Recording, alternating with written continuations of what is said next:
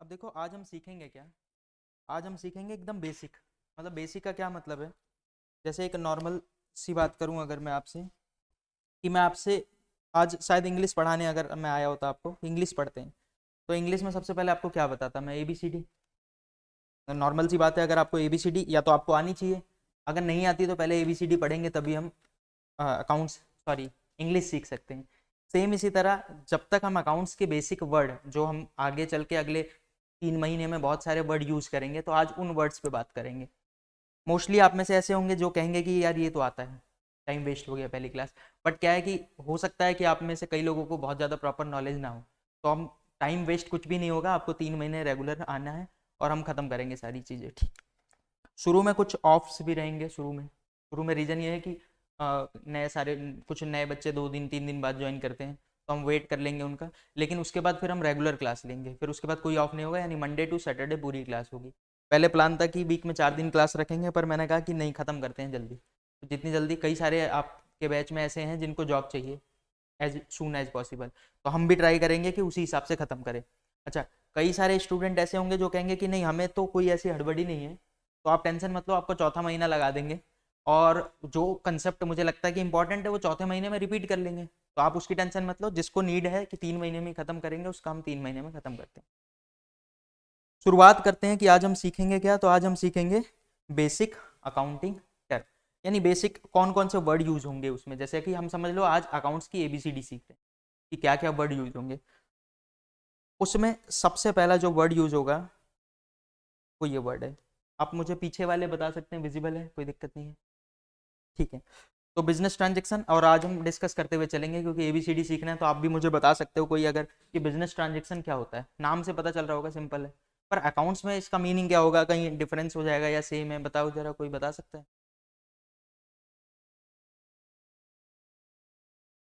ठीक है, और कुछ। देखो, मैं आपको दो तरह के नोट्स दूंगा, एक तो प्रिंट आउट और एक ये ऐसे नोट। तो ये वाले नोट्स होंगे वो आपके मोबाइल के लिए ही होंगे, क्योंकि ये बहुत सारे बहुत ज़्यादा बल्कि होते हैं। मतलब मैंने एक पूरे पेज पे सिर्फ एक चीज़ लिखा है, बिजनेस ट्रांजेक्शन। ये क्या होता है, शार्प रिवीजन के लिए होता है। आपने तुरंत देखा, तुरंत आपको याद आ गया कि हाँ, ये फोटो थी, इसके साथ ये चीज़ें थी। बाकी ये इतना इंपॉर्टेंट नहीं है। अकाउंट सीखने जा रहे हो, इंपॉर्टेंट है, लेकिन अगर आप सोच रहे हो कि जॉब पर्सपेक्टिव से, तो वो वहाँ पे ये इंपॉर्टेंट नहीं है। ऐसी चीज़ आपसे नहीं पूछी जाएंगी जॉब पर। बट हाँ, इसमें कुछ चीज़ें पॉइंट आगे आएंगे जो पूछे जाएंगे। मैं आपको बताता हूँ बिजनेस ट्रांजेक्शन क्या होता है। पहले बिजनेस को हटा के ट्रांजेक्शन की बात करते हैं। तो ट्रांजेक्शन का मतलब क्या होता है। आप बोलेगे कुछ भी मैं एक दूसरे से ले रहा हूँ, दे रहा हूँ, ये ट्रांजेक्शन है। अब चाहे वो पैसे में हो और चाहे वो किसी और चीज़ में हो। जैसे मैं एक सिंपल सी बात करता हूँ, मान लेते हैं मैं आपकी दुकान पे आया एक लैपटॉप परचेज करने, मैंने बोला एक लैपटॉप दे दो मुझे और मैं इसके पैसे 3 महीने बाद दूंगा। तो अभी मैंने कोई सामान लिया है, बट मैंने उसके पैसे नहीं दिए, क्या ये ट्रांजेक्शन है या नहीं है। ये ट्रांजेक्शन है। अब आप बोलोगे नॉर्मल कोई भी ट्रांजेक्शन, चाहे वो कैश में हो और चाहे वो उधार हो, वो ट्रांजेक्शन होती है, उसमें तो कोई डाउट नहीं है। लेकिन बिजनेस ट्रांजेक्शन का क्या मतलब है। तो और आप बता क्यों रहे हो इसे। बिजनेस ट्रांजेक्शन का मतलब ये है, हर वो ट्रांजेक्शन जो बिजनेस में हो रही है, जो बिजनेस के लिए हो रही है, उसे बोलते हैं बिजनेस ट्रांजेक्शन। अब बिजनेस वर्ड क्यों मैं यूज कर रहा हूँ, क्योंकि बिजनेस में अगर कोई और ट्रांजेक्शन होगी तो उसको रिकॉर्ड नहीं करना होता। जब आप अकाउंटिंग करने बैठोगे तो आपको बाइफरकेट करना पड़ेगा कि कौन सी ट्रांजेक्शन बिजनेस ट्रांजेक्शन है, और अगर वो ट्रांजेक्शन बिजनेस ट्रांजेक्शन है तो मुझे उसे अपनी बुक में रिकॉर्ड करना पड़ेगा। रिकॉर्ड का मतलब लिखना पड़ेगा। जैसे आप कोई सा भी बिजनेस करते हो, एक नॉर्मल सी बात बताऊं, जो अकाउंटिंग नहीं जानता वो भी अपना बिजनेस करता है, तो कैसे ना कैसे रिकॉर्ड करता है, वो चीज़ों को लिख के रखता है कि इसको इतने रुपए लेने हैं इससे, इसको इतने रुपए देने हैं, मुझे फायदा हो रहा है या नुकसान हो रहा है, वो सारी चीजें मैनेज करके चलता है। तो वही आपको करना है, आपको एक अकाउंटेंट बनना है। पुराने जमाने में मुनीम बोलते थे जिसको, तो पुराने जमाने में मुनीम लोग अकाउंटिंग का हिसाब रखते थे, और आज आपको रखना है। तो पहला वर्ड मैंने बोला बिजनेस ट्रांजेक्शन, यानी वो ट्रांजेक्शन जो बिजनेस के लिए यूज हो, यानी बिजनेस के लिए वो ट्रांजेक्शन हो रही है। एक सिंपल सा एग्जांपल लेता हूँ। ये मैं बिजनेस कर रहा हूँ, आपको दिख रहा है, ये मेरा बिजनेस है। मैं कुछ फीस चार्ज करता हूँ, फिर बच्चों को पढ़ाता हूँ, तो ये मेरा बिजनेस है। और मैं यहाँ पे बैठता हूँ, मेरा एक दोस्त आता है, दोस्त आके बोलता है यार बहुत दिन हो गए, कुछ खर्चा वर्चा कर ले। मैंने कहा ठीक है, एक पिज्ज़ा मंगा देते हैं। मान लेते हैं मैंने 500 रुपये का पिज्ज़ा मंगाया, हम दोनों ने खाया। क्या ये बिजनेस ट्रांजेक्शन है। आप बोलोगे कि ये बिजनेस ट्रांजेक्शन नहीं है, ये तो आपकी पर्सनल ट्रांजेक्शन हो गई, कोई डाउट नहीं। चलो, अगर मैंने इसी इसी बिजनेस में मेरा कोई क्लाइंट आता है, कोई क्लाइंट आता है, जो मैं सीए भी हूँ तो हो सकता है हमारे क्लाइंट भी आ सकते हैं, उसने बोला मुझे आपसे टैक्स की कंसल्टेशन चाहिए, आप बता दीजिए साल की क्या फीस लोगे। आप हम फीस डिस्कस कर लेते हैं, मैं आपको फीस देता रहूंगा हर साल, और मुझे टैक्स में कुछ भी पूछना हो मैं आपको कॉल करके कभी भी पूछ सकता हूँ। मैंने कहा कोई दिक्कत नहीं है। अब मैंने उसके लिए एक पिज्जा मंगा दिया, क्या ये बिजनेस ट्रांजेक्शन है? ये भी ट्रांजेक्शन हो रही है, ये भी लेन देन हो रहा है, लेकिन ये किसके रिलेटेड में है? बिजनेस के। क्या मुझे इसे रिकॉर्ड करना पड़ेगा? बिल्कुल रिकॉर्ड करना पड़ेगा। बात समझ आ गई? अब आप कहोगे कि पहली वाली ट्रांजेक्शन अगर बिजनेस के पैसे गए हैं तो वो बिजनेस ट्रांजेक्शन बन जाएगी क्या? मैं एक बात ध्यान से सुनना, मान लेते हैं मेरे बैंक अकाउंट में, मेरे मोबाइल में दो फोन पे, एक फोन पे मेरा अपना करंट अकाउंट ऐड हुआ है, मान लेते हैं करंट अकाउंट बिजनेस का, और एक फोन पे से मेरा घर का अपना पर्सनल अकाउंट ट्रांजेक्शन हुआ है। अगर मेरा जो दोस्त आया था, ध्यान से सुनना मैं बात क्या कह रहा हूँ, मेरा दोस्त आया था, उससे मैंने बिजनेस के करंट अकाउंट से पैसे ट्रांसफर कर दिए, तो क्या मुझे वो रिकॉर्ड करना पड़ेगा? उसे बिजनेस में रिकॉर्ड करना पड़ेगा। वो मेरे लिए है तो बिजनेस ट्रांजेक्शन ही है, तो क्या बिजनेस ट्रांजेक्शन, लेकिन ये ड्राइंग हो जाएगी। ड्राइंग वर्ड सुना होगा आपने, कि आप अपने घर के लिए यूज कर रहे हो, लेकिन इसमें एक हिस्सा तो बिजनेस को इफेक्ट कर रहा है।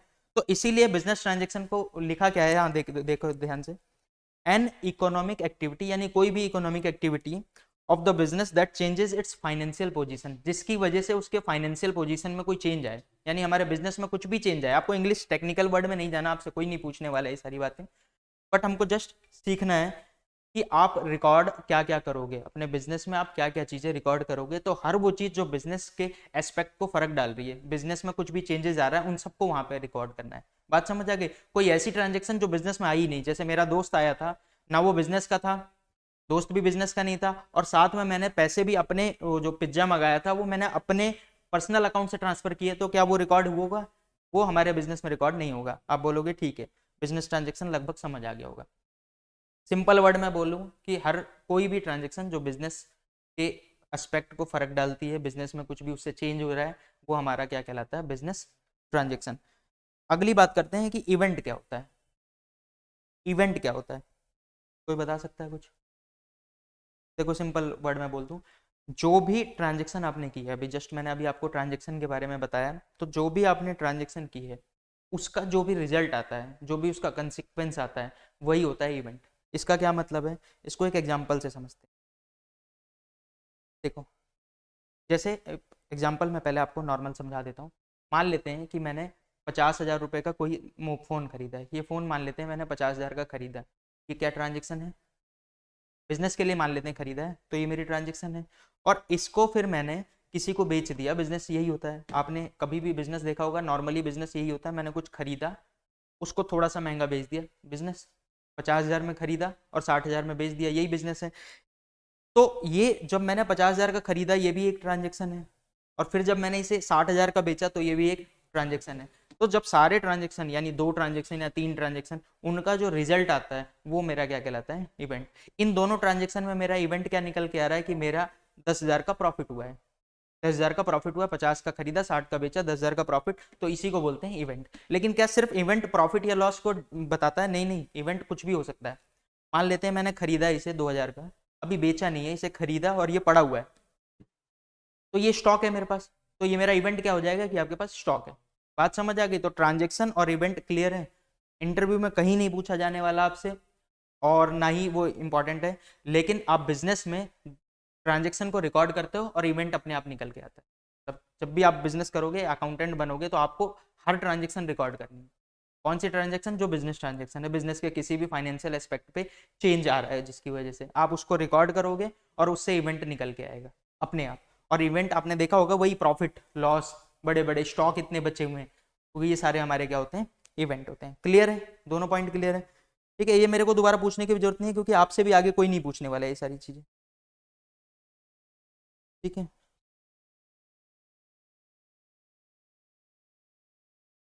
चलिए एक और बात करते हैं कि अकाउंट क्या होता है। चलिए आप मुझे बता सकता है कोई कि अकाउंट क्या होता है? दिख रहा होगा आपको थोड़ा बहुत। अकाउंट का मतलब क्या? खाता। अच्छा एक बात बताओ, क्या होता है खाता?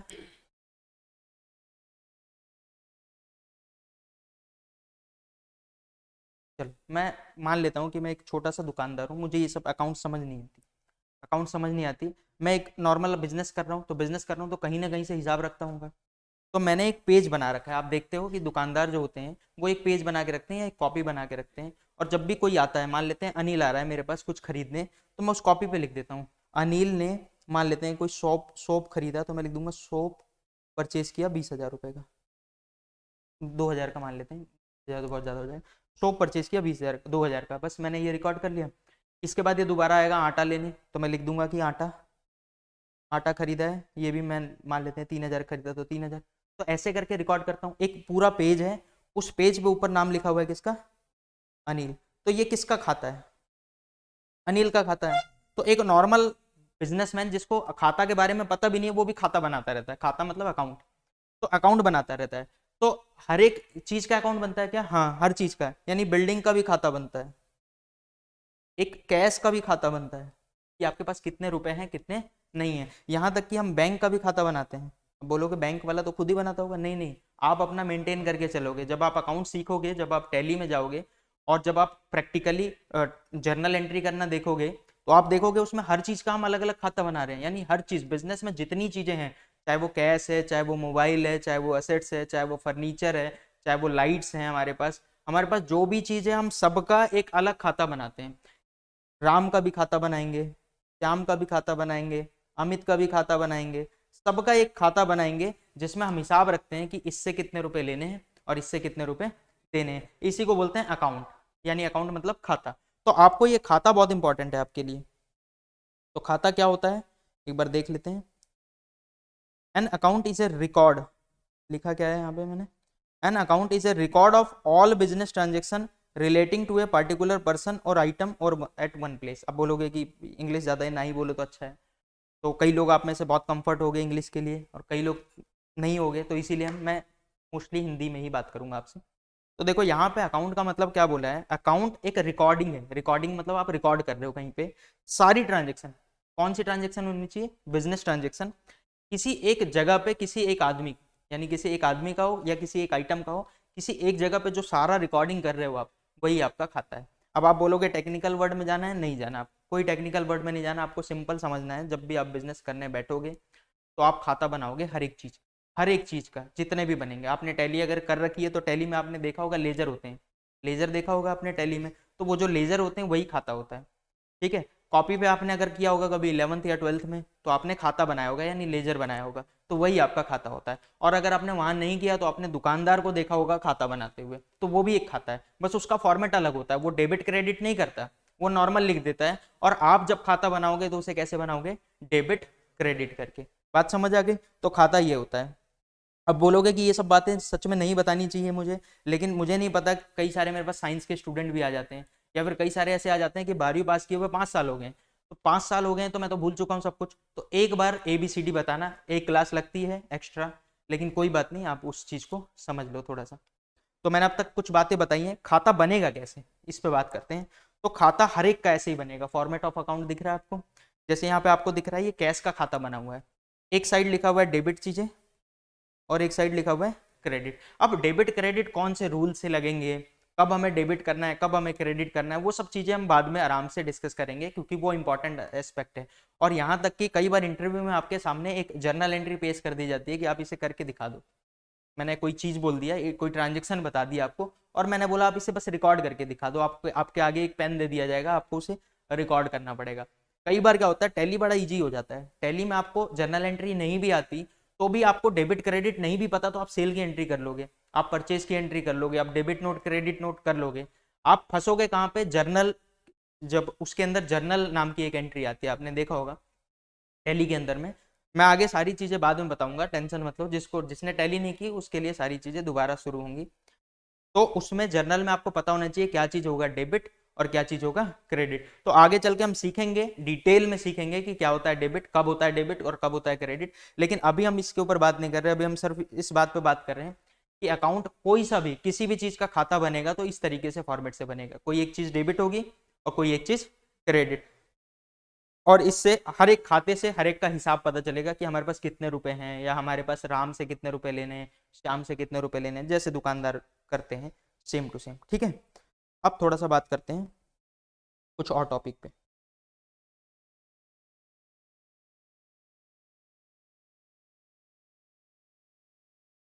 कैपिटल क्या होता है, सुना है सबने, बताइए।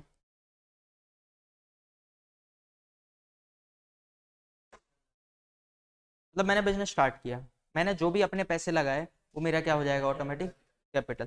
थोड़ा सा समझना, मैं इस चीज़ को बोलता हूँ दूसरे तरीके से। मान लेते हैं कि मैंने एक बिजनेस स्टार्ट करने को सोचा और उसके लिए 10 लाख रुपए की ज़रूरत थी। तो मैंने क्या किया, मेरे घर पे 2 लाख पड़े हुए हैं, मैं वो 2 लाख लगा देता हूँ और बिजनेस जैसे ही स्टार्ट होगा 8 लाख का एक लोन ले लूंगा बिजनेस के नाम पे।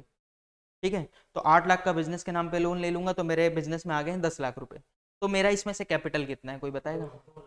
सिर्फ 2 लाख। जो आप अपने लगाते हो वो आपका कैपिटल होगा। लेकिन अब आपके मन में आएगा, अगर मैंने पर्सनल नाम से लोन लेके पैसा इसमें लगाया बिजनेस में, तो वो पूरा कैपिटल हो जाएगा आपका, क्योंकि मैं मेरे ही पैसे लगे हुए हैं, वो फिर मेरा पर्सनल लोन है, बिजनेस के ऊपर कोई लोन नहीं है। समझ आया मैं क्या कहना चाह रहा हूँ? मैं एक बार फिर से एक्सप्लेन कर देता हूँ। जैसे मैंने बिजनेस स्टार्ट किया, 10 लाख चाहिए था, तो मैंने 2 लाख अपने पास से लगाए और 8 लाख लोन ले लिया अपने नाम पे, बिजनेस के नाम पे नहीं, अपने नाम पे लोन ले लिया, तो मेरे पास 10 लाख हो गए हैं। मैंने बिजनेस स्टार्ट कर दिया, तो बिजनेस में मेरा कैपिटल कितना माना जाएगा, 10 लाख। चलो एक दूसरे तरीके से बताता हूँ। मान लेते हैं कि मेरा ये बिजनेस है, ये बिजनेस है, इसमें मेरे को बिजनेस स्टार्ट करना था मेरे को, तो मुझे टोटल 5 लाख रुपए की ज़रूरत थी और 100 बेंचेस की ज़रूरत थी। 100 बेंचेस की ज़रूरत थी और 5 लाख रुपए की ज़रूरत थी। 5 लाख रुपए मैं घर से ले आया और जो 100 बेंचेस थे वो भी मेरे घर पे पड़े हुए थे, मैं वो भी लेकर आ गया। उनकी मार्केट वैल्यू मान लेते हैं 1 लाख रुपए थी, वो 100 बेंचेस की मार्केट वैल्यू मान लेते हैं कि 1 लाख रुपए थी। तो आप मुझे बताओगे मेरी कैपिटल कितनी हो गई, 6 लाख। मतलब जरूरी नहीं है कि कैपिटल का मतलब वही हो जो आपने पैसे लगाए हैं। अगर आप कोई असेट्स लगाते हो, कोई संपत्ति लगाते हो, तो वो भी आपका कैपिटल होता है। बात समझ आ गई? तो ओवरऑल आपका कैपिटल कोई सा भी क्या होगा, जो भी आप इन्वेस्ट करो बिजनेस में, अपने पर्सनल, अपने घर से लेकर आके, अपने पर्सनल पैसे से लेकर आके बिजनेस में आप जो भी लगाओगे सारा आपका कैपिटल है। तो अभी तक मैंने 3-4 बातें बता दी, एक बार बात कर लेते हैं बिजनेस ट्रांजेक्शन। कोई डाउट? इवेंट, उसके बाद मैंने क्या बताया, अकाउंट, खाता, खाता क्या होता है, सिंपल है, ये सारी चीजें सिंपल है, ये बताने की जरूरत भी नहीं थी, पर एक बार मैंने जस्ट बोल दिया। कैपिटल क्लियर है। ड्राइंग क्या होता है, आप पर्सनल यूज के लिए कुछ भी बिजनेस से निकाल के लेके जाओगे वो आपकी ड्राइंग हो जाएगी। अभी थोड़ी देर पहले हम बात कर रहे थे कि मेरा दोस्त आया और मैंने उसको पिज्जा खिलाया, लेकिन पेमेंट कैसे की, बिजनेस के करंट अकाउंट से। तो जैसे बिजनेस के करंट अकाउंट से मैंने पे किया, क्या हो गया ये, ड्राइंग। ड्राइंग का मतलब क्या होता है, ड्राइंग का मतलब कोई भी, चाहे पैसा हो चाहे सामान हो, अगर आप बिजनेस से लेके जा रहे हैं अपने पर्सनल पर्पज के लिए, चाहे वो पैसा हो चाहे वो सामान हो, गुड्स भी लेके जा रहे हो तो भी, गुड्स तो समझ आता है ना सबको, तो चाहे आप गुड्स लेके जा रहे हो, चाहे आप असेट्स लेके जा रहे हो, चाहे आप कैश लेके जा रहे हो, कुछ भी अगर बिजनेस से गया प्राइवेट पेमेंट के लिए, प्राइवेट पर्पज के लिए, तो वो आपका क्या मान लिया जाएगा, ड्राइंग। बात समझ आ गई? कोई डाउट नहीं है? तो चलो मैं इस चीज़ को थोड़ा सा और ज़्यादा एक्सप्लेन करने की कोशिश करता हूँ और एक चीज़ आपसे पूछता हूँ। मान लेते हैं मैंने अपने बिजनेस में 5 लाख रुपए लगाए, मेरा कैपिटल कितना है, 5 लाख। आज लगा के बिजनेस स्टार्ट हो गया है, 3 महीने बाद मुझे पता चला कि यार 5 लाख की ज़रूरत ही नहीं थी, 4 लाख की ज़रूरत थी, पर मैंने लगा कितने दिए हैं, 5 लाख। अब 1 लाख वहाँ पड़े रहते हैं बस। तो मैंने कहा एक काम करता हूँ, निकाल के घर लेके चला जाता हूँ। ठीक है, अब मुझे बताओ ये क्या है, ये ड्राइंग नहीं है। अब पैसा निकालना दो तरीका हो सकता है। एक होता है आपने टेम्पररी पर्पज के लिए निकाला, टेम्पररी पर्पज, आज निकाल रहा हूँ बाद में वापस कर दूंगा, तो वो आपका क्या कहलाता है, ड्राइंग। इसमें आपका कैपिटल कम नहीं होता, आपका कैपिटल 5 लाख का 5 लाख है, और जो आपने 1 लाख निकाला वो क्या कहते हैं कि ये ड्राइंग हो गया है, टेम्पररी पर्पज के लिए आपने निकाला है और आप इसे बाद में लाके वापस कर देंगे। बात समझ आई? लेकिन एक होता है परमानेंट पर्पज के लिए निकाल दिया आपने, 5 लाख लगाया, मुझे थोड़े दिन बाद पता चला यार 1 लाख की जरूरत ही नहीं थी, और वो 1 लाख मैंने परमानेंटली निकाल लिया, मैं वापस नहीं लेकर आऊंगा, तो ये मेरा क्या है, कैपिटल विड्रॉन। कई लोग इसमें कंफ्यूज हो जाते हैं, तो आप इस चीज में क्लियर हो, कैपिटल विड्रॉन क्या होता है और ड्रॉइंग क्या होती है। यानी मैंने बिजनेस में कुछ भी चीज टेम्पररी पर्पज के लिए निकाली है, मैं कह रहा हूं कि मैं बाद में वापस कर दूंगा, तो मेरा क्या है, ड्रॉइंग। अब आप भले ही वापस ना करो, वो आपकी चॉइस है, कैपिटल में से वो भी, ड्रॉइंग भी कैपिटल में से ही माइनस होती है। लेकिन अगर आप कह रहे हो मैं परमानेंटली निकाल रहा हूं, तो फिर उसे क्या बोला जाएगा, कैपिटल विड्रॉन। वहां पे आपने कैपिटल को अपने घर निकाल के लेके चले गए। समझ आ गया? ये सारा मैं फिर से बोल रहा हूँ, इंटरव्यू के लिए काम नहीं आएगा, कई लोग बोलेंगे बोलेंगे कि क्या ही बता रहे हो आप, लेकिन हम एबीसीडी सीख रहे हैं, और एबीसीडी आपको आती भी है तो भी एक बार पता होना चाहिए, क्योंकि आगे चल के मैं जब बोलूंगा ड्राइंग, तो मैं ये नहीं बोलूंगा कि भाई ड्राइंग बोल दिया मैंने और अब मैं समझाने बैठता हूँ कि ड्राइंग का क्या मतलब होता है। और ना ही उस टाइम पे जब मैं कैपिटल विड्रॉन बोलूंगा तो आपको समझ आना चाहिए, मैं दोबारा समझाने नहीं बैठूंगा कि कैपिटल विड्रॉन ये होता है, ड्राइंग ये होती है। बात समझ आ गई? क्लियर है? ठीक है, लाइबिलिटी की बात करते हैं कि लाइबिलिटी क्या होती है। कोई भी अमाउंट, कोई भी अमाउंट अगर मुझे किसी को देना है, अच्छा किसके पर्सपेक्टिव से देखोगे आप, ओनर के पर्सपेक्टिव से देखोगे या बिजनेस के पर्सपेक्टिव से देखोगे? आप हमेशा किसके पर्सपेक्टिव से देखोगे? बिजनेस के पर्सपेक्टिव से। अब बताओ जरा कि बिजनेस को जो भी किसी को पैसा देना है वो क्या कहलाता है? लाइबिलिटी। जरा मुझे थोड़ा सा बताओगे, ध्यान से सुनना। ये बिजनेस है, मैं कह रहा हूँ ये अलग है, ये बिजनेस है, ये मैं कह रहा हूँ अलग है, और मैं अलग हूँ, ओनर अलग होता है। मैंने 3 लाख रुपए लगाए बिजनेस में, तो ये मेरा क्या है? कैपिटल। मैंने 3 लाख लगाए, और बिजनेस को 2 लाख और चाहिए थे, बिजनेस ने लोन ले लिया बैंक से, तो कितने हो गए? 2 लाख बिजनेस के लोन। बिजनेस के ऊपर लाइबिलिटी कितने रुपए की? 2 लाख की। इसे बोलते हैं एक्सटर्नल लाइबिलिटी। लेकिन बिजनेस के ऊपर 3 लाख की इंटरनल लाइबिलिटी भी है। इंटरनल लाइबिलिटी समझ आ रहा है आपको? ठीक है। अच्छा, आपने जब बैलेंस शीट देखी होगी, कई लोगों ने नहीं देखा होगा, टेंशन मत लेना, कई लोगों ने नहीं देखा होगा, टेंशन ही मत लेना कि नहीं देखा तो अब कैसे करें, क्योंकि कई सारे साइंस वाले आते हैं, लेकिन मुझे नहीं लगता आप में से कोई साइंस वाला है, सब कॉमर्स वाले हो। तो बैलेंस शीट तो देखा ही होगा आपने एक बार। तो बैलेंस शीट में आपने इधर देखा होगा, इधर हम क्या लिखते हैं? लाइबिलिटी। और इधर क्या लिखते हैं? असेट्स। लेकिन लाइबिलिटी के अंदर ही कैपिटल भी लिखते हैं, और अगर लोन वगैरह लिया हो तो वो भी लिखते हैं। तो ये कैपिटल भी हमारी क्या होती है? लाइबिलिटी होती है। लेकिन वो इंटरनल लाइबिलिटी होती है, और उसका इतना ज्यादा फोकस नहीं किया जाता कि ये इंटरनल लाइबिलिटी है, कोई बात नहीं, बाहर वाले को थोड़े नहीं देना है, हमें अपने आप को ही तो देना है। तो आप हमेशा किस पे बात करते हो? लाइबिलिटी। जब भी मैं बोलूं तो आप इंटरनल मत सोचने लग जाना, आपको हमेशा जब भी लाइबिलिटी वर्ड यूज होगा आपको एक्सटर्नल ही समझना है, यानी बाहर वाले को कितना वापस करना है, वही हमारी क्या होगी? लाइबिलिटी। नमस्कार सर। आइए आइए, कोई बात नहीं सर, बैठिए।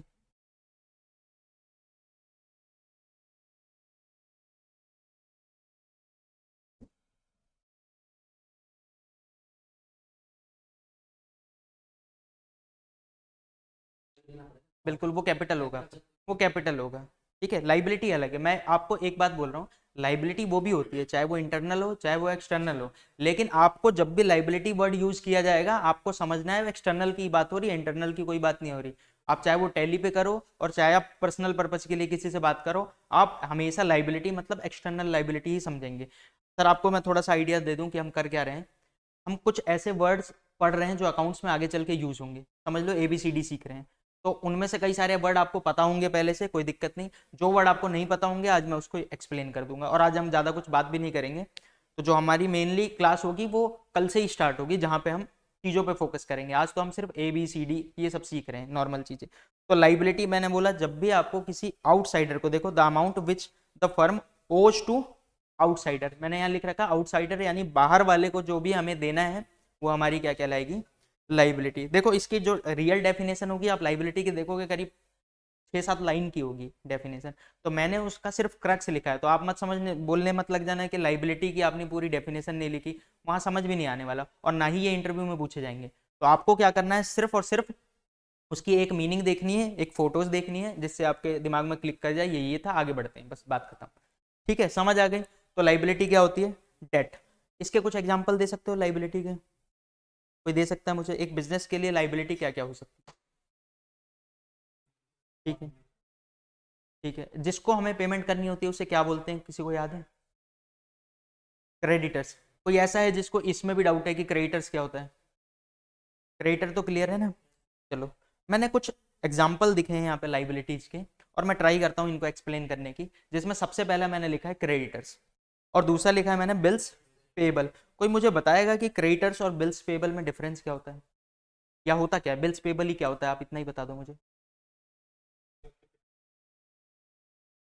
हम्म। तो क्रेडिटर क्या होता है सर?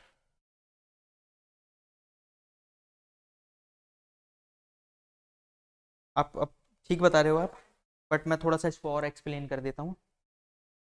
देखो, कुछ एग्जाम्पल से समझते हैं।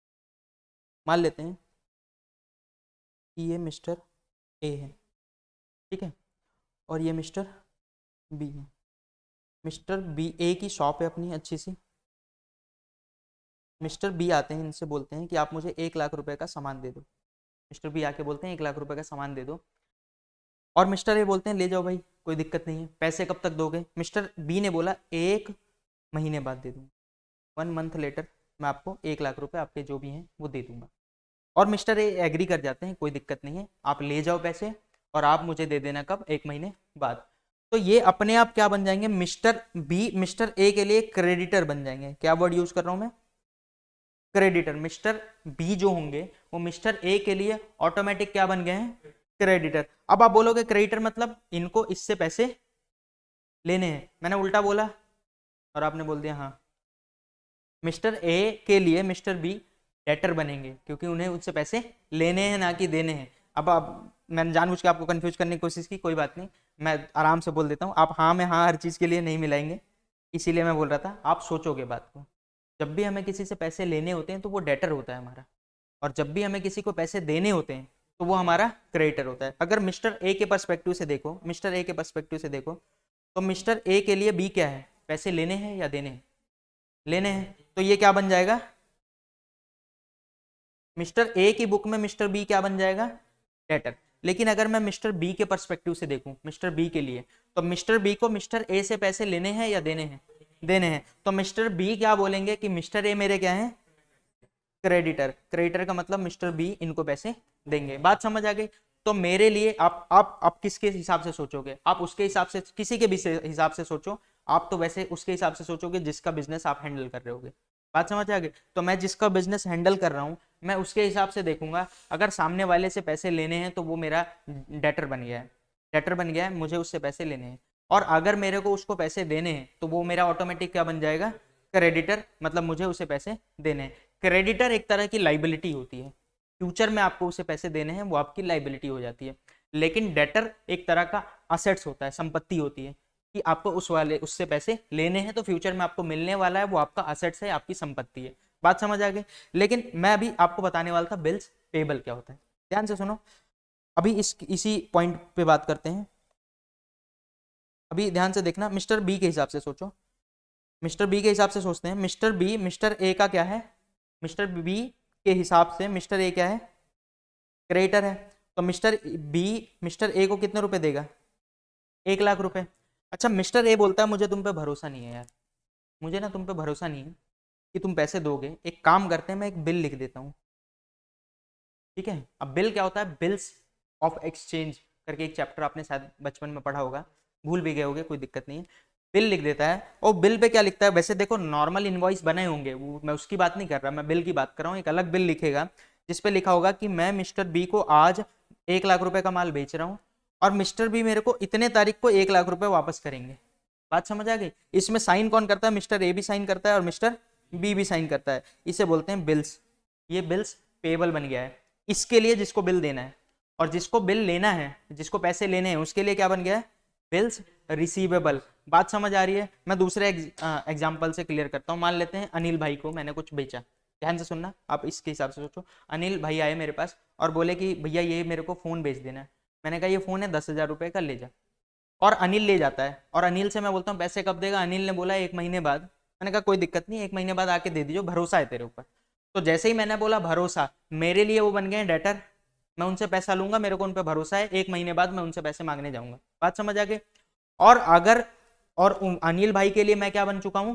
क्रेडिटर, वो मुझे पैसा देंगे। लेकिन अगर मैं क्या कहता हूं कि मेरे को भरोसा नहीं है भाई, एक काम करो मैं बिल लिख रहा हूं एक, और उस पर नीचे साइन कर देना कि आप इतने तारीख को मुझे पैसा दोगे। बात समझ आ गई? और हम दोनों साइन कर लेते हैं, काम बन जाएगा हमारा। तो अब मिस्टर अनिल के लिए मैं क्या बन चुका हूं? Bills payable. देखो अगर नॉर्मल बात हो गई, तैयार हैं दोनों तो क्रेडिटर। लेकिन अगर हम तैयार नहीं है, मेरे को भरोसा नहीं है, मैं कह रहा हूं लिख के दो, तो आप क्या बन जाओगे? बिल्स। मेरे लिए बिल्स रिसीवेबल और आपके लिए बिल्स पेबल, क्योंकि उस बिल पे आपको मुझे पैसा देना पड़ेगा, तो आप क्या बोलोगे उसे? Bills payable. और मेरे को पैसा लेना है इसी बिल पे, तो मैं क्या बोलूंगा? Bills receivable. जनरली आप बोलोगे जैसा आपने बोला था, तो दोनों सेम ही होते हैं। आपको पैसे देने हैं तो या तो आप क्रेडिटर बोलोगे या तो बिल्स पेबल बोलोगे। लेकिन क्रेडिटर आप नॉर्मल वे में बोलोगे, बिल्स पेबल आप तब बोलोगे जब आपने बीपी पे साइन किया हुआ है। बीपी एक बिल्स पेबल बोलते हैं उसको शॉर्ट में। आपने अगर उस पर साइन किया हुआ है तो वो बिल्स पेबल बन जाता है आपके लिए। बात समझ आ गई। अब आप देखोगे रियल लाइफ में बहुत कम होते हैं बीपी। अब आप पूछोगे कि फिर ये साइन क्यों करवाते हैं, अगर भरोसा नहीं था तो पैसे पहले ही ले लेता। और आप बिल पे भी तो केस कर सकते हो। कई बार क्या होता है, मुझे उससे पैसे आज इससे नहीं चाहिए, मैं किसी और से ले लूंगा। अब आप बोलोगे समझ नहीं आया। आपने छोटा हो, आप 11th क्लास में जब थे तो आपने बिल्स पेबल का चैप्टर पढ़ा था, bills receive exchange, bills of exchange नाम का चैप्टर पढ़ा था, आपको शायद याद ना हो। मैं आपको समझाता हूँ। अनिल से पैसे लेने थे मुझे 1 लाख। मैंने बोला अनिल भाई दे दे। अनिल भाई देने को तैयार नहीं है, वो कह रहा है 1 महीने बाद ही दूंगा चाहे जो हो, मेरे पास पैसे ही नहीं है। मैंने कहा एक काम कर, बिल पे साइन कर दे कि तू मुझे 1 लाख देगा 1 महीने बाद। यही होता है बिल्स ऑफ एक्सचेंज, अभी तक ठीक है। वो मैंने बिल लिया और मैं जाऊंगा बैंक के पास, और बैंक को जाके वो बिल दिखाऊंगा। मैं बोलूंगा सर आप ये बिल रख लो, 1 महीने बाद अनिल 1 लाख देगा, आप उससे ले लेना, आप मुझे आज 98,000 रुपये दे दो। तो बैंक क्या करता है, उस बिल को रख लेता है। बैंक मुझे कितना दे देता है, 98,000। मेरे को 2,000 का लॉस हुआ, लेकिन 1 महीने पहले पेमेंट मिल गई। बैंक 2,000 कमा लेगा, आज मुझे 98,000 देगा, 1 लाख रुपए 1 महीने बाद जाके अनिल से ले लेगा। और बैंक इसमें सेफ गेम खेलता है। रीजन ये है कि अगर अनिल ने पैसे नहीं दिए तो वो अनिल पे केस नहीं करने वाला, मेरे पे केस करने वाला है बैंक। क्योंकि बैंक को बिल किसने दिया है, मैंने दिया है, तो वो मेरे पे केस करेगा, मेरे से अपने पैसे ले लेगा वापस, और मेरे को अनिल से पे केस करके पैसे लेने पड़ेंगे। तो जनरली आप देखोगे रियल लाइफ में तो बहुत कम बिल्स पेबल होते हैं, bills payable bills receivable real life में बहुत कम होते हैं। यही रीजन है बिल्स पेबल और बिल्स रिसीवेबल बनाने का। समझ आ गया। क्रेडिटर तो आपको क्लियर है, क्रेडिटर डेटर तो आपके बहुत आएंगे, आप जब भी काम करोगे तो क्रेडिटर डेटर की ही बात होगी। तो हम बात कर रहे थे लाइबिलिटी, और लाइबिलिटी के कुछ एग्जाम्पल पढ़ रहे थे, जिसमें हमने पहला एग्जाम्पल पढ़ा था क्रेडिटर्स। तो क्रेडिटर्स समझ आ गया, बिल्स पेबल समझ आ गया। बैंक लोन क्या होता है सर? जो हमने बैंक से लोन लिया है वो मेरा बैंक लोन है, कोई डाउट नहीं है। जो आपको वापस करना है वो आपके लिए लाइबिलिटी है। बैंक ओवरड्राफ्ट क्या होता है?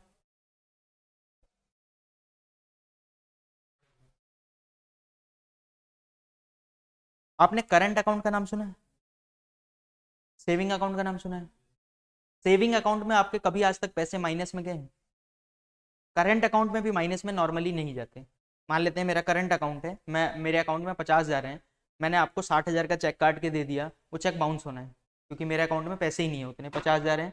लेकिन कई बार क्या होता है, बैंक मुझे लिमिट देती है। लिमिट उसको देती है जो अच्छा बिजनेस कर रहा होता है। तो बैंक उसको लिमिट दे देती है कि हम आपको 1 लाख रुपए तक की लिमिट दे रहे हैं, आपका पैसा माइनस में जाएगा 1 लाख तक, यानी आपका बैंक अकाउंट 1 लाख तक माइनस में जा सकता है, टेंशन मत लो। लेकिन ध्यान रखना, जितना माइनस में जाएगा उस पर आपको इंटरेस्ट पे करना पड़ेगा। ठीक है, तो नॉर्मली बैंक यही काम करती है।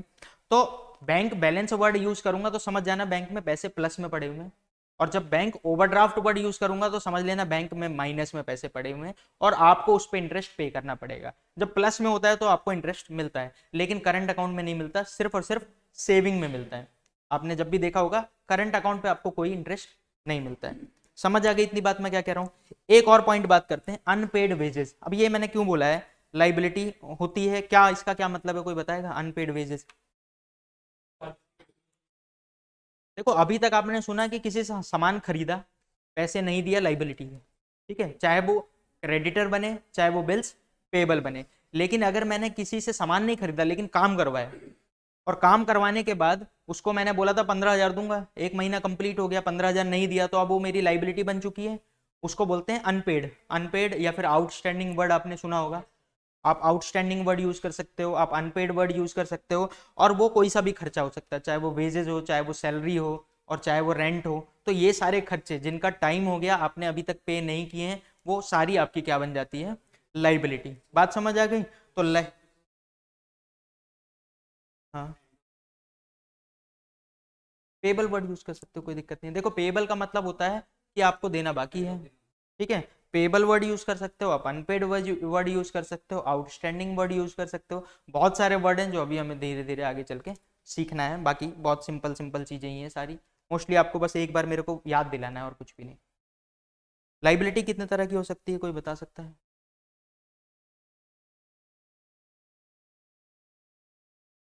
करंट और नॉन करंट, अब वैसे तो और भी होती हैं, बट यहाँ पे मैं मेन मेन चीजें, मैं बहुत ज्यादा डिटेल में जाने लगूंगा तो बहुत दिक्कत होगी। तो अभी हम मेन मेन चीजों पे बात कर रहे हैं, करंट लाइबिलिटी और नॉन करंट लाइबिलिटी। इसमें कोई बताएगा डिफरेंस क्या है? सिंपल है, लेकिन आपको टैली पे जब आप काम करते हो तो आपको बताना पड़ता है कि ये करंट लाइबिलिटी है कि नॉन करंट लाइबिलिटी है। तो आपको इसीलिए पता होना चाहिए, तो कोई बताएगा, कोई याद दिलाएगा मेरे को? ठीक है, देखो एक साल एग्जैक्ट पीरियड नहीं होता, लेकिन हाँ हम बचपन से यही सिखाया गया कि एक साल रियल में होता है कि एक आपका साइकिल पीरियड जो है ना, वो जैसे मैं एक कार मान लेते हैं, कार बना के बेचता हूँ, तो मेरी कार बन के तैयार होके, मतलब कार का जब रॉ मटेरियल खरीदता हूँ और फिर जब बना के उसे बेचता हूँ, मान लेते हैं उसमें 11 महीने लगते हैं, तो मेरा जो साइकिल पीरियड हो गया वो 11 महीने का हो गया। तो 11 महीने के बाद अगर मेरे को किसी को कुछ पे करना है तो वो मेरी क्या बन जाती है, नॉन करंट लाइबिलिटी। अगर 11 महीने से पहले किसी को पे करना है तो वो क्या बन जाती है, करंट लाइबिलिटी। लेकिन आपको ये 11 महीने वाले टिपिकल वर्ड में नहीं जाना है, क्योंकि आपको सबसे बड़ी दिक्कत ये होगी कि जब आप काम करते रहोगे, सही बताऊं तो ओनर को भी नहीं पता होता कि मेरा साइकिल पीरियड कितना है, एग्जैक्ट नहीं पता होता किसी को। तो आप इसको क्या लेके चलोगे, एक साल। अगर एक साल से पहले किसी को पे करना है मुझे, एक साल से पहले अगर मुझे किसी को पे करना है तो वो मेरी करंट लाइबिलिटी है। अगर एक साल के बाद किसी को पे करना है तो वो मेरी नॉन करंट लाइबिलिटी, ये नॉर्मल मीनिंग है। जैसे क्रेडिटर को, क्रेडिटर क्या होता है, क्रेडिटर को आप कब पे करोगे, आप बोलोगे नॉर्मली 2 महीने, 3 महीने, 4 महीने, इससे ज्यादा तो नहीं ले जा सकते, तो ये क्या बन गई, करंट लाइबिलिटी। बिल्स पेबल भी 2-3 महीने का ही होता है, वही क्रेडिटर की तरह ही सेम होता है, ये भी आपको क्या बोलते हैं, current liability. Bank overdraft, normally आप देखोगे बैंक में माइनस में हो गए तो बैंक भी लिमिट मांगती है कि इतने दिन के अंदर पे कर दो, तो आप वो पे करोगे तो वो भी क्या आपकी हो गई, करंट लाइबिलिटी। लेकिन हाँ ऐसा होता है कई बार कि बैंक का कोई लोन लिया हुआ, लाइबिलिटी ली हुई, पे नहीं करते, वो माइनस में ही रहता है, एडजस्ट करते रहते हैं, पर कोई बात नहीं, इसे क्या माना जाएगा, करंट लाइबिलिटी। इधर आ जाओ, बैंक लोन क्या होता है। बैंक से आपने लोन लिया, जनरली 2-4 साल 5 साल का लोन लोगे, अगर मैंने 3 महीने का लोन लिया फिर वो करंट लाइबिलिटी हो जाएगी। ध्यान रखना, जब आप लंबा लोन ले रहे हो तभी वो आपकी नॉन करंट लाइबिलिटी होगी। मैंने किसी फ्रेंड से लोन ले लिया, फिर क्या होगा, अगर मैंने अपने फ्रेंड को बोला 5 साल बाद दूंगा, फिर नॉन करंट लाइबिलिटी। आपने सिक्योर्ड और अनसिक्योर्ड लोन सुना है, कोई बताएगा क्या होता है इसका मतलब, सिक्योर्ड लोन और अनसिक्योर्ड लोन, बताना जरा। ठीक है, और अनसिक्योर्ड लोन क्या होता है। जब आप टैली में काम करने बैठोगे तो ये वर्ड भी आएंगे और कई लोगों को दिक्कत हो जाती है कि नहीं समझ आ रहा। सिक्योर्ड लोन का मतलब होता है जब भी आपने कोई लोन लिया है उसके बदले, जैसा सर ने बताया कि आपने कोई सिक्योरिटी जमा करा दी है।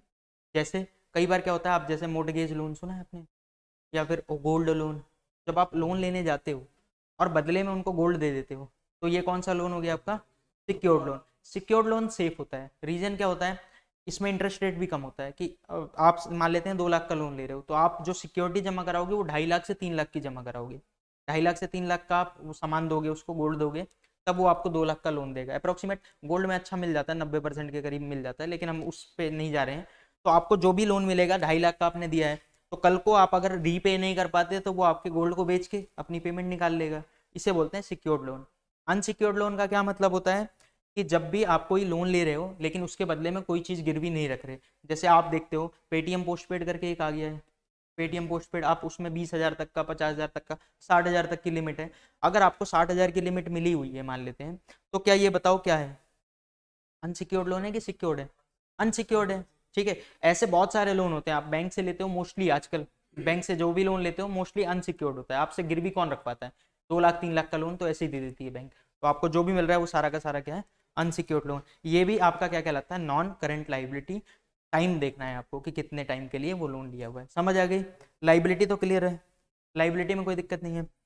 जरा असेट्स की बात करते हैं कि असेट्स क्या होता है। बोलोगे बड़ा सिंपल, असेट्स का मतलब क्या है, जो मेरी संपत्ति है, जो भी मेरी संपत्ति है, जो भी मेरे बिजनेस की संपत्ति है, क्योंकि आप हमेशा किसके पर्सपेक्टिव से सोचोगे, बिजनेस के पर्सपेक्टिव से सोचोगे। तो सिर्फ संपत्ति या किसी से पैसे लेने हैं वो भी मेरा असेट्स है, किसी से मुझे पैसे लेने हैं वो भी तो मेरा क्या बन गया, असेट्स। अच्छा, कोई मेरी प्रॉपर्टी है वो भी मेरा असेट्स बन गया। चलो एक क्वेश्चन पूछता हूँ आपसे, आप मुझे बताना। मान लेते हैं कि मेरा एक दोस्त है, मेरे घर के आंगन मेरा घर का आंगन मान लेते हैं थोड़ा सा बड़ा है, और मेरा दोस्त है दुबई जा रहा है 1 महीने के लिए। तो उसने मेरे से बोला एक काम करते हैं यार, मैं जा रहा हूँ दुबई, मेरी कार बाहर खड़ी रहती है, कोई कुछ कर दे, कोई तोड़ दे, कुछ फोड़ दे, मैं तेरे आंगन में खड़ी कर दूं, चाबी भी तू रख लियो, 1 महीने तक यूज कर, कोई दिक्कत नहीं है, जब मैं वापस आऊंगा मेरी गाड़ी मुझे वापस कर दियो। मैंने कहा ठीक है कोई दिक्कत नहीं है। वो गाड़ी मैंने अपने आंगन में खड़ी कर दी, मान लेते हैं मैंने अपने बिजनेस में खड़ी कर दी, बताओ क्या ये मेरा असेट्स है? क्यों? बिजनेस के पर्पज के लिए नहीं है। देखो अगर आपने बिजनेस में पर्पज में यूज करने लगा 1 महीना, फिर देखो असेट्स होने के लिए, कोई भी चीज असेट्स होता है, ये 3 चीजें जरूरी है, ये 3 चीजें जो लिखी हुई है, आप ये तीनों चीजें अगर क्वालिफाई करता है वो चीज, तभी वो असेट्स होता है। पहला और सबसे इंपॉर्टेंट है वैल्यूएबल, यानी वो चीज वैल्यूएबल होनी चाहिए। वैल्यूएबल का मतलब उसकी कोई वैल्यू है, वैल्यू का मतलब पैसे वाली वैल्यू बात नहीं कर रहा हूँ, वो वैल्यूएबल होनी चाहिए, वो मेरे काम की चीज होनी चाहिए। जैसे मान लेते हैं मैंने झाड़ू लगाया और कचड़ा घर मेरे ऑफिस में साइड में इतना पड़ा हुआ है कचड़ा, क्या वो वैल्यूएबल है? क्या वो मेरा असेट्स है? उस वो वैल्यूएबल ही नहीं है, बात समझ आई? तो कोई भी चीज असेट्स तभी बनती है जब वो वैल्यूएबल हो। वैल्यूएबल तो क्लियर हो गया आपको, वो आपके लिए काम की चीज होनी चाहिए, पहली चीज। दूसरी चीज, ओन्ड बाय द बिजनेस, वो आप उसके ओनर होने चाहिए। अच्छा अगर मैंने रेंट पे लिया तो क्या ओन कर रहा हूँ मैं? हाँ बिल्कुल, मैं उसके बदले पैसे दे रहा हूँ, तो उतने देर के लिए तो मैं ओन कर रहा हूँ, उतने देर के लिए मेरे एसेट्स है वो। तो ध्यान रखना, ओन्ड बाय द बिजनेस होना चाहिए, वो आपकी एसेट्स है। ठीक है, लेकिन आप कहोगे कि रेंट पे लिया कोई सामान, मान लेते हैं बिल्डिंग रेंट पे ली 1 महीने के लिए, तो क्या उसको बैलेंस शीट में दिखाएंगे एसेट्स? रेंट पे कर रहे हो, वो आपका खर्चा है बस, वो आपका असेट्स अभी नहीं बनेगा। असेट्स तब बनेगा जब आप लीज पे ले लोगे, 5 साल के लिए, 10 साल के लिए। ठीक है, तो मैं नॉर्मल बात कर रहा हूँ, असेट्स कब बनता है? सबसे पहली चीज वो वैल्यूएबल होनी चाहिए, सबसे पहली और सबसे इंपॉर्टेंट चीज वो वैल्यूएबल होनी चाहिए। दूसरी चीज, आप उसके मालिक हो, आप आपके द्वारा, यानी बिजनेस उसको ओन करता है। और तीसरी चीज, तीसरी ये वाली चीज, can be measured in money, इसको आप पैसे में कन्वर्ट करके बता सकते हो कि ये कितने रुपए का है। आप इसको पैसे में बता सकते हो कि ये कितने रुपए का है, तभी आपका असेट्स बनेगा, नहीं तो असेट्स नहीं बनेगा। चलो कुछ एग्जांपल को समझते हैं, बिल्डिंग को देखते हैं, बिल्डिंग मेरा असेट्स है कि नहीं है? आप बोलोगे वैल्यूएबल है, बिल्कुल कोई डाउट ही नहीं है। दूसरा, क्या ये ओन्ड बाय द बिजनेस है? क्या बिजनेस मालिक है इसका? मान लेते हैं कि हमारी बिजनेस की ही प्रॉपर्टी है वो, तो ठीक है। तीसरा और इंपॉर्टेंट चीज, क्या इसको पैसे में निकाल के बता सकते हो कि ये बिल्डिंग कितने रुपए की है? देखो अब आप बोलोगे एग्जैक्ट तो नहीं बता सकता, पर एक मार्केट वैल्यू, एक अंदाजा, ये तो होता है ना कि 10 लाख की बिल्डिंग बिक जाएगी, 15 लाख की बिक जाएगी वैल्यू, तो वो आप मेजर्ड इन मनी, यानी पैसे में निकाल के बता सकते हो, तो ही वो आपका असेट्स होगा। चलो चेयर की बात करते हैं, बताओ चेयर असेट्स है? बिल्कुल, तीनों कंडीशन क्वालिफाई कर रहा है। क्या कार असेट्स है मेरा? बिल्कुल। कार अगर फ्रेंड की थी तो नहीं होगा, क्योंकि उसमें कौन सी कंडीशन पूरी नहीं हो रही?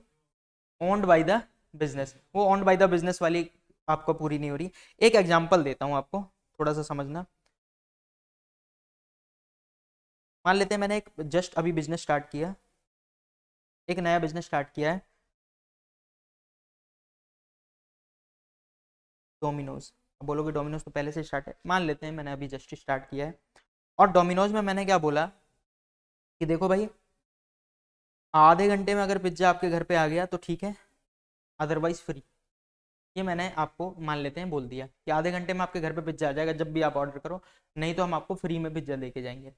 अब इसके लिए मैंने 3-4 वर्कर रखे, पर क्या होता था, ऑर्डर आते थे गलियों से, और गलियों में क्या होता था, इतनी भीड़ होती थी कि हमारा पिज्ज़ा डिलीवरी मैन नहीं पहुंच पाता था टाइम से। ठीक है, फिर मैंने कहा यार एक काम करते हैं, एक अच्छी सी बाइक खरीदते हैं, बहुत ज़बरदस्त बाइक, जिसकी स्पीड बहुत अच्छी हो, वो बाइक खरीदते हैं, और एक अच्छा सा लड़का रखते हैं, बहुत तगड़ा राइडर हो, बहुत तगड़ा एक राइडर हो, जो हमारे जो भी डिलीवरी मैन होगा वो पीछे बैठा रहेगा, और वो लड़का तुरंत तुरंत ड्राइव करके वहां पहुंचा देगा। चेक करते हैं ये बाइक मेरे लिए असेट्स है कि नहीं है। आप बोलोगे वही 3 कंडीशन देखनी है ना। पहली कंडीशन क्या देखनी है कि वैल्यूएबल है, बाइक बिल्कुल वैल्यूएबल है आपके लिए। दूसरी, क्या मैं उस बाइक का मालिक हूँ? बिल्कुल। और तीसरा, क्या मैं इसे मनी में निकाल सकता हूँ? ये बाइक कितने रुपए की आप बता सकते हो, कोई दिक्कत नहीं है।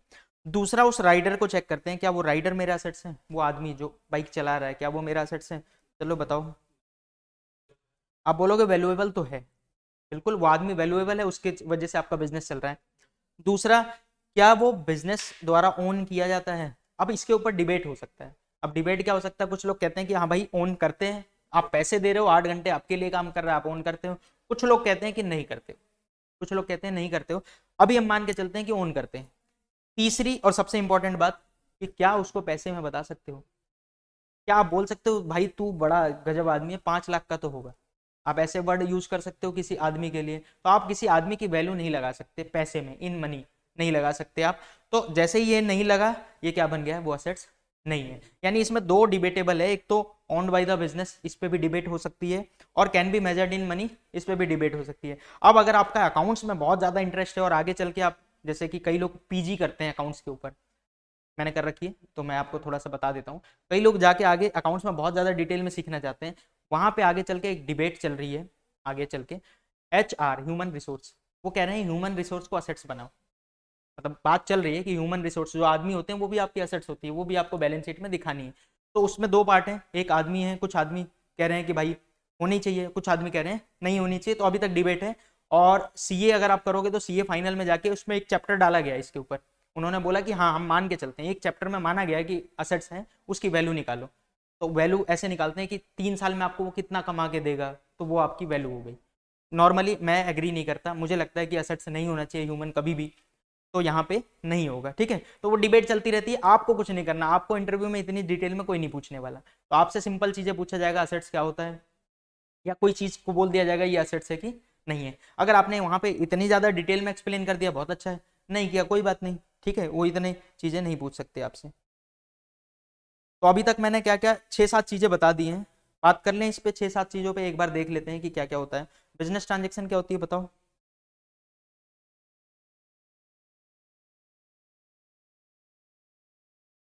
कोई भी लेन देन जो बिजनेस के लिए हो वो बिजनेस ट्रांजेक्शन है। सबसे पहले हमने इसके ऊपर में बात की थी।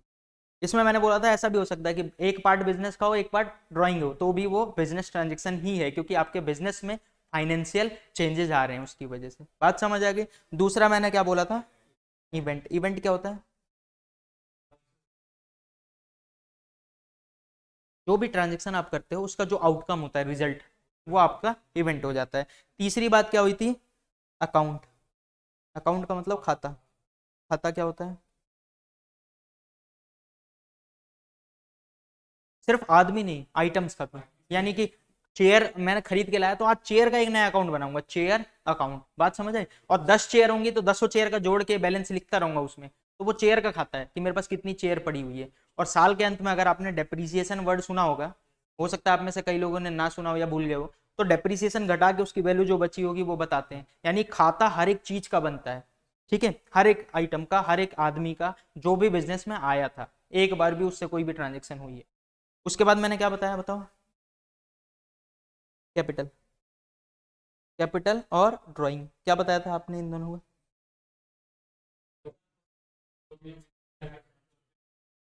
जो भी हम, जो भी ओनर अपने पैसे या फिर अपना सामान, कुछ भी, जरूरी नहीं है पैसे की बात हो रही है, पैसा, गुड्स, असेट्स, संपत्ति, कुछ भी अपना अगर बिजनेस में लगाता है वो क्या कहलाता है? उसका कैपिटल। और ड्राइंग क्या होती है?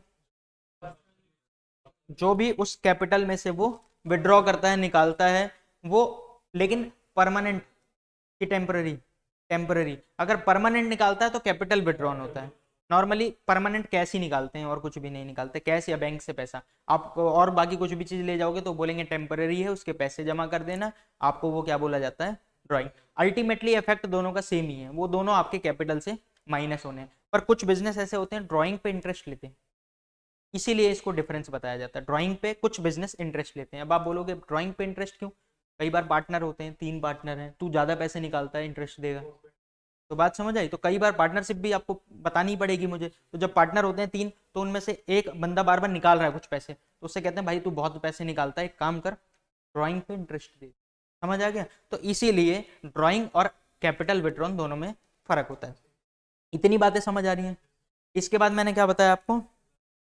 लाइबिलिटी। तो लाइबिलिटी क्या होती है? कोई भी आपको किसी को पेमेंट करना है, वो आपका लाइबिलिटी है। लाइबिलिटी में मेनली किस पे बात हुई? Current liability, non current liability. लेकिन मैंने वैसे कुछ एग्जांपल दिए थे, creditor, bills payable, bank OD, इसमें तो कोई दिक्कत नहीं आती सबको, इसमें अनपेड वेजेस, ये सारी चीजें। और करंट लाइबिलिटी कब बोली जाएगी? जब आपको 12 महीने के अंदर अंदर नॉर्मली पे कर देना है। 12 महीने के बाद पे करना है आपको, तो वो अपने आप आपकी नॉन करंट लाइबिलिटी है, ठीक है। इसके साथ साथ हमने किस पे बात की? असेट्स। तो संपत्ति क्या होती है, कब बनती है संपत्ति, कब कोई भी चीज आपका असेट्स बन जाता है, उसकी तीन कंडीशन। वैल्यूएबल होना चाहिए, आप उसको ओन करते हो, और तीसरा उसको आप पैसे में कन्वर्ट कर पाते हो, आप बता पा रहे हो कि ये कितने रुपए की है। अगर आपने तीनों चीजें कर दी, तीनों चीज सेटिस्फाइड होती हैं, तो वो आपका असेट्स बन जाएगा, आपकी संपत्ति हो जाएगी। संपत्ति को बैलेंस शीट में लिखा जाता है, आपने सुना होगा बैलेंस शीट क्या होती है, तो उसे आप वहां पे लिखोगे। जो आपकी संपत्ति नहीं बनती वो आपका नॉर्मल खर्चा माना जाता है, और वो एज ए एक्सपेंस रिकॉर्ड करते हो आप। समझ आ गई इतनी बात? देखो, चलो और बात करते हैं थोड़ा सा।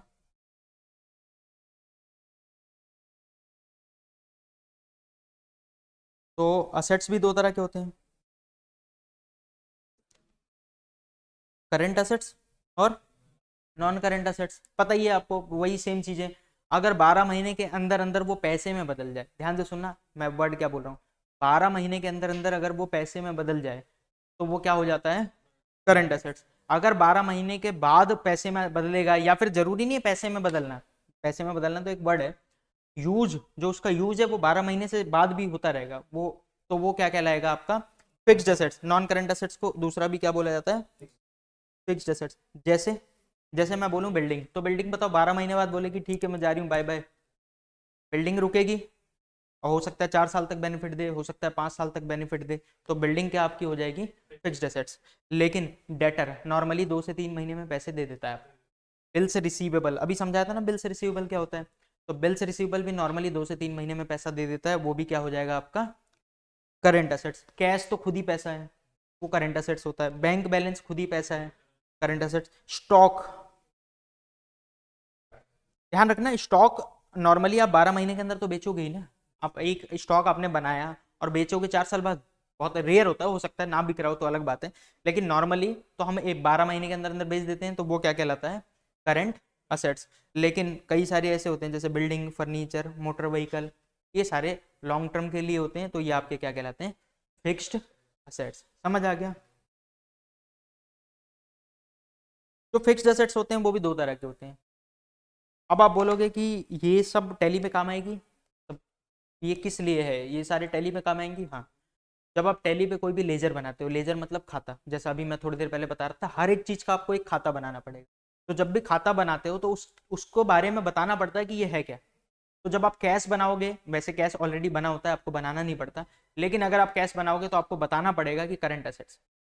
अगर आप बैंक बैलेंस बनाओगे तो वो भी आपको बताना पड़ेगा, लेकिन हाँ कुछ चीजों को उन्होंने अलग से बता रखा है, जैसे बैंक बनाने के लिए बैंक ही डाल रखा है, लेकिन बैंक भी किसके अंडर में आएगा, करंट असेट्स। सेम इसी तरह जब आप बिल्डिंग बनाओगे तो आपको बताना पड़ेगा ये क्या है, फिक्स्ड असेट्स।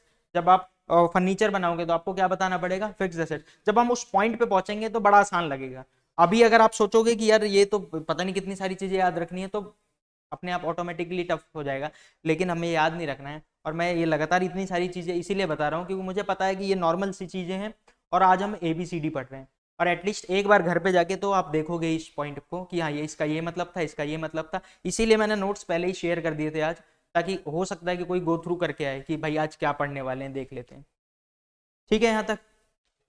अब देखो, वैसे टेंजिबल इंटेंजिबल मुझे बताना नहीं चाहिए क्योंकि ये थोड़ा सा टेक्निकल आ जाएगा, पर ऐसे ही बोल देते हैं क्योंकि अब फिर दोबारा इस पे क्यों आएंगे हम। कोई मुझे बताएगा जरा कि टेंजिबल क्या होता है, इंटेंजिबल क्या होता है, असेट्स? सर बताएंगे, बताइए। ठीक है, तो कहने का मतलब कोई ऐसी चीज जिसे टच कर लो, आप देख सकते हो, या आप कह दोगे कि टेंजिबल एसेट्स है। और कोई ऐसी एसेट्स जिसे आप नहीं देख सकते, नहीं छू सकते, लेकिन वो फील कर सकते हो आप, उसकी वैल्यू है, वो असेट्स है, आपकी संपत्ति है, वो आपका क्या कहलाता है, इंटेंजिबल एसेट्स। अब टेंजिबल एसेट्स में किसी को कोई डाउट नहीं होगा, मुझे कंफर्म पता है। टेंजिबल मतलब बिल्डिंग आप देख सकते हो, ये रही बिल्डिंग 5 लाख रुपए की। कंप्यूटर आप देख सकते हो, ये रहा कंप्यूटर 1 लाख रुपए का। मशीनरी आप देख सकते हो, ये रही मशीन 3 लाख रुपए की, उसको टच भी कर सकते हो। लेकिन कुछ चीजें होती हैं इंटेंजिबल, और ये कई सारे लोगों को इनके मीनिंग नहीं पता होती, इसीलिए आज मैंने बोला कि इस पर डिस्कस करते हैं। गुडविल क्या होती है, कोई बताएगा? साख, ठीक है। और हिंदी मीनिंग को छोड़ के कुछ इसका मतलब क्या होता है? रेपुटेशन, ठीक है। मैं फास्ट तो नहीं हूं ना, मैं तो जल्दी जल्दी सब कुछ बोल दे रहा हूँ, ऐसा तो नहीं है ना? ठीक है, मैं एक्सपेक्ट कर रहा हूँ आप लोग बहुत मैच्योर हो, तो मैं उसी हिसाब से आगे बढ़ रहा हूँ, जहां तुम्हें लगता है कि नहीं थोड़ा सा स्लो हो जाओ बता देना। और कोई भी पॉइंट ऐसा है जिस पे आपको अलग से डिस्कशन करना है क्लास के बाद कर सकते हो, कोई दिक्कत नहीं है कि हाँ ये चीज़ समझ नहीं आई थी, एक चीज़ एक बार इसको एक्सप्लेन कर दो, तो हम बात कर लेंगे उस पर, ठीक है। हाँ जरा बताओ मुझे कि क्या कह रहे थे गुडविल। सब सोच ठीक रहे हैं, सब बता भी ठीक रहे हैं, लेकिन इसको एक्सप्लेन कैसे करोगे इस चीज। चलो मैं आपको एक्सप्लेन करने की कोशिश करता हूँ, मैं इसको कैसे एक्सप्लेन करूंगा। एक समझ लो ध्यान से, ध्यान से बात समझ लो। मैकडी सुना है सबने, खाते भी रहोगे, ऑल टाइम जाते रहते हो तुम। मैकडी बर्गर बेचता है। अब मान लेते हैं इसके पूरे इंडिया में बहुत सारे आउटलेट हैं, बल्कि पूरे वर्ल्ड में है, लेकिन हम मान के चल रहे हैं कि इंडिया में ही है, अभी एक मान के चलते हैं कि इंडिया का ही बिजनेस करता है। और इंडिया में इसके मान लेते हैं कि 100 आउटलेट हैं, बस मान लेते हैं, ज़्यादा ही होंगे पर 100 आउटलेट मान लेते हैं। 100 आउटलेट की असेट्स जो संपत्ति है वो मान लेते हैं 100 करोड़ रुपए की। मान लेते हैं कि हर एक आउटलेट पे 1 करोड़ का सामान उन्होंने रख रखा है, चाहे वो मशीन हो, चाहे वो मतलब सारे फीचर, सारी चीज़ें जो भी चीज़ें हैं उनके पास वो 100 करोड़ की है 100 आउटलेट पे। अब मान लेते हैं कि मैकडी ने डिसाइड किया हम अपने आप को बेच देंगे, ठीक है। अब मैं एक शॉप खोलने वाला था, यही ऐसे ही मैकडी जैसा ही प्लान मैंने कर रखा था कि मैं शो खोलूंगा, और उसका नाम मैंने कुछ सोचा था, मान लेते हैं कुछ भी नाम रख लेते हैं। मान लेते हैं मैंने सोचा था जी बर्गर, ये नाम रखूंगा, उस दुकान का नाम रखूंगा जी बर्गर। और पूरे इंडिया में मैं भी आउटलेट खोलूंगा वैसे ही जैसे मैकडी के खुले हुए। अब जैसे ही मुझे समझ आया कि मैकडी बिक रहा है, मैं तुरंत जाता हूँ मैकडी के पास, और मेरे पास दो चॉइस है। मैं कह रहा हूँ मैकडी आप मुझे ना सिर्फ अपने सारे असेट्स बेच दो, संपत्ति बेच दो, ठीक है। मेरे को सिर्फ संपत्ति चाहिए। कितने रुपए की संपत्ति पड़ी हुई है असेट्स उसके पास, 100 करोड़ की। वो हो सकता है आपको बोले 100 करोड़ में ले जाओ, कोई दिक्कत नहीं, 100 करोड़ की संपत्ति है, 100 करोड़ में ले जाओ। लेकिन अगर मैं मैकडी को जाके बोलता हूँ मैकडी मेरे को अपना नाम बेच दो, मतलब संपत्ति असेट्स भी चाहिए मेरे को, तो जितने असेट्स हैं वो भी चाहिए, साथ में आपका नाम, यानी कि जो मेरे आउटलेट होंगे उसके बाहर क्या लिखा होगा, मैकडी। मैं जी बर्गर नहीं लिखना चाहता, अब तो मैकडी बिक रहा है तो मैं मैकडी लिखूंगा। अब इसमें क्या डिमांड होगी उनकी, हो सकता है वो आपसे बोलते 2,000 करोड़ दे दो। बात समझ आ रही है। नॉर्मली आप सोचो जब मैं जी बर्गर अपना खोलूंगा, तो उस बर्गर का रेट मान लेते हैं, मैं एक बर्गर का रेट 100 रुपये रखूंगा, और हो सकता है मुझे 80 रखना पड़े, हो सकता है 70 रखना पड़े, ताकि मैं मार्केट में कंपटीशन में सर्वाइव कर पाऊँ, थोड़ा सा सस्ता रेट रखना पड़ेगा। लेकिन अगर मैंने मेरे बर्गर के ऊपर मैकडी लिखा हुआ है, तो अब एक बात बताओ, क्या मैं वही रेट रखूंगा जो मैकडी रखता था। हो सकता है 150, हो सकता है 200, तो 100 वाली चीज मैं आज ही 150 में बेच सकता हूँ। 100 वाली चीज, वही चीज जो मैं 100 में बनाता वो मैं आज कितने में बेच सकता हूँ, 150 में। रीजन यही है क्योंकि मैंने उस पर क्या लिख रखा है, मैकडी। बात समझ आ रही है। तो यही होती है रेपुटेशन। अगर आप सिर्फ संपत्ति बोल रहे हो कि मेरे को संपत्ति बेच दो, तो 1 लाख की मशीन 1 लाख में बेच देगा, क्या ही फर्क पड़ रहा है उसको, मशीन से थोड़ा ना कुछ फर्क पड़ता है। फर्क किससे पड़ता है, नाम से, रेपुटेशन से। अगर वो आपको रेपुटेशन बेच रहा है, अपनी रेपुटेशन, तो 100 करोड़ की ही संपत्ति दे रहा है, लेकिन पैसे कितने लेगा उससे, 2,000 करोड़। तो वो बोलेगा संपत्ति तो गई 100 करोड़ की, ये जो 1,900 करोड़ एक्स्ट्रा दे रहे हैं यही क्या है, गुडविल। यही है क्या, गुडविल। आपने सुना था कुछ दिन पहले व्हाट्सएप ने फेसबुक, सॉरी फेसबुक ने व्हाट्सएप एक्वायर किया था। तो जो फेसबुक ने व्हाट्सएप एक्वायर किया था, व्हाट्सएप कितने रुपए कमाता है कोई बताएगा, कुछ आइडिया हो तो। अब बोलोगे कि आइडिया नहीं, चलो यही बता दो व्हाट्सएप पैसा कैसे कमाता है। आपसे तो पैसे चार्ज करता नहीं है, मुझसे भी नहीं करता है, आप लोगों से किसी से नहीं करता होगा व्हाट्सएप। हाँ जी, सॉरी, आपने क्या बोला, आपने ठीक बोला, आपने क्या बोला, डाउनलोडिंग। तो डाउनलोडिंग से क्या पैसा मिलता है। मेरा अपना खुद का ऐप है, मेरे ख्याल से 200 300 400 डाउनलोड हो चुके हैं, मेरे जो भी स्टूडेंट आता है डाउनलोड कर लेता है। 1 रुपये नहीं मिला मुझे, डाउनलोडिंग से कभी पैसे नहीं मिलते। आप बताइए सर, आपने डाटा, जो आपका डाटा है, वो जो डाटा होता है ना वो व्हाट्सएप परचेज करता है, मतलब सेल करता है, और उससे पैसा कमाता है। अब आप बोलोगे कि ये तो व्हाट्सएप तो वो करता है, क्या बोलते हैं कि हम नहीं है करते ऐसा कुछ, एंड टू एंड इनक्रिप्शन ऐसा कुछ, कैसे सर्वाइव कर रहा है। मतलब नॉर्मल सी बात है, कैसे सर्वाइव कर रहा है। फेसबुक तो बहुत डाटा चोरी करता है। अब फेसबुक पे आप अपने फ्रेंड से, किसी फ्रेंड से बात कर रहे हो कि मेरे को यार वो गोवा ट्रिप पे जाना है, मान लेते हैं आप बात कर रहे हो, और आप देख लो अगले दिन से आपको गोवा ट्रिप की ऐड आने लगेगी, किसी पे भी, आप कहीं पे भी जाओ। यहाँ तक कि अब ये धीरे धीरे व्हाट्सएप पे भी होने लगा है कि आप व्हाट्सएप पे भी बात करोगे ना कोई चीज़, तो वो फेस उसी तरह की ऐड आने लगेगी। मैंने एक बार सर्च किया था वॉशिंग मशीन, मैं बोला वॉशिंग मशीन परचेज करनी है, और उसके बाद से क्या हुआ, वॉशिंग मशीन हर जगह, मैं फेसबुक स्क्रॉल डाउन कर रहा हूँ, वॉशिंग मशीन, यहाँ तक कि क्रिक बज, क्रिक बज ऐप है जहाँ पे क्रिकेट का स्कोर देखते हो आप, वहाँ पे भी नीचे अमेजन उसकी वॉशिंग मशीन की एडवर्टीजमेंट आने लगती है। तो ये उन्हें पता चल जाता है आपको क्या खरीदना है, और वो सामने वाले को बेचते हैं, अमेजन फ्लिपकार्ट को बेचते हैं सबसे ज़्यादा, तो सबसे बड़ा कस्टमर तो अमेजन है। आपको वही चीज़ ऐड दिखाएगा जो आपको चाहिए। हाँ, और बार बार जो चीज़ आपको दिमाग में चल रही है वो चीज़ आपको ऐड पे दिख गई तो आप तुरंत कहोगे कि खरीद लेते हैं यार, ये दिख तो गई। हाँ, ऊपर से वो और 20% डिस्काउंट, 30% डिस्काउंट ऐसे करके आपको मैनिपुलेट करते हैं। तो ये होता है गुडविल। अभी गुडविल की बात नहीं कर रहा हूँ, गुडविल तो मैंने आपको अलग बताया। तो गुडविल वो होती है, गुडविल आपकी असेट्स हैं। अब आप कहोगे कि वही तीन चीज चेक करनी पड़ेगी, वही तीन चीज चेक करनी पड़ेगी। सबसे पहली चीज क्या, वैल्यूएबल है। बिल्कुल, गुडविल तो बहुत बड़ी वैल्यूएबल है आपकी, गुडविल तो उसने बनाई है बड़ी मेहनत करके मैकडी ने। दूसरा क्या, क्या वो ओनर है, मैकडी उसका ओनर है, बिल्कुल। तीसरी चीज क्या, क्या इसको पैसे में निकाल सकते हैं। अब वो बोलोगे देखो गुडविल की वैल्यूएशन करना बड़ा मुश्किल है, लेकिन हम बता सकते हैं कोई आदमी कितने रुपए में खरीद रहा है, वो उसकी वैल्यूएशन हो जाती है। आपने वो शार्क टैंक शो देखा था किसी ने, शार्क टैंक, सोनी पे आता था जो शार्क टैंक। भाई अगर नहीं देखा ना तो आप देख लो कभी भी, बहुत मतलब बहुत ज़्यादा बिजनेस आइडियाज़ मिलेंगे वहाँ पे आपको। सीजन 2 आने वाला है, तो सीजन 1 आपको कहीं पे भी मिल जाएगा, यूट्यूब पे सर्च करोगे तो यूट्यूब पे भी मिल जाएगा आपको, नहीं तो सोनी लिव का ऐप डाउनलोड करो वहाँ से देख लो आप। तो वहाँ पे आपको पता चलेगी वैल्यूएशन कैसे होती है, ये गुडविल की वैल्यूएशन कैसे होती है। तो वो गुडविल वैल्यूएट करते हैं, मतलब मान लेते हैं कि मैकडी को आज मैं, मैकडी का नाम मैं आज 1900 करोड़ रुपए में खरीदने को तैयार हूँ, तो इसकी वैल्यू बन गई 1900 करोड़। कोई और आदमी उसको 5000 करोड़ में खरीदने को तैयार है तो उसकी वैल्यू कितनी हो गई है, 5000 करोड़। तो जितनी वैल्यू बन गई है आप उतनी अपने एसेट्स में दिखाओगे। लेकिन हाँ, देखिए मुझे इसके बारे में आइडिया नहीं था, सॉरी। ठीक है, तो अभी जब आप परचेस कर रहे हैं, मैं देखूंगा न्यूज़ पे तो मुझे आइडिया लग जाएगा, मैंने देखा नहीं अभी। तो जब वो खरीदेंगे तो जो भी वैल्यू देने को तैयार होंगे। लेकिन एक बात ध्यान रखना, अभी ये इतना टेक्निकल में जाना नहीं चाहिए मुझे, लेकिन गुडविल जब सेल्फ जनरेटेड गुडविल होती है ना तो उसे बैलेंस शीट में नहीं दिखा सकते आप, तो वो बैलेंस शीट में गुडविल दिखेगी नहीं। जब परचेज की हुई गुडविल होती है तो उसे आप बैलेंस शीट में दिखा सकते हो। अब ये आप कहोगे कि ये पता नहीं कौन सी टेक्निकल बात बोल दी है, टेंशन मत लो, जब हम धीरे धीरे आगे बढ़ेंगे तो इस पे बात करेंगे दोबारा से, अभी मैं इस पे बात नहीं करना चाह रहा। ठीक है, तो अभी हम इस पॉइंट पे नहीं डिस्कस करते हैं, हम आगे बढ़ते हैं कि हमें क्या पढ़ना था। एक देखिए, शुरू की क्लासेस थोड़ी सी स्लो भी होंगी और थोड़ी सी बोरिंग भी होंगी, क्योंकि वो चीज़ें चलेंगी जो आपको आती हैं, पर कुछ दिन बाद से वो चीज़ें चलेंगी जो आपको नहीं आती थी और आपको सीखना है, आप जिस चीज़ को सीखने के लिए आए हैं। तो टेंशन मत लो। आप गुडविल के बाद हम बात कर रहे थे पेटेंट की। पेटेंट क्या होता है बताओ, पेटेंट और कॉपीराइट दोनों एक साथ ही बताओ, लगभग एक तरह का होता है। हम्म, वो आपका पेटेंट बन जाता है। जैसे एक सिंपल सी बात मान लेते हैं कि मैंने कोविड वैक्सीन, जो कोविड वैक्सीन आई थी, अब चलो कोविड की बात छोड़ते हैं, कैंसर की बात करते हैं। कैंसर इस टाइम पे बहुत बड़ा मुद्दा है कि पूरे इंडिया में, बल्कि पूरा वर्ल्ड परेशान है इस टाइम पे कैंसर से, इंडिया सबसे ज़्यादा परेशान है।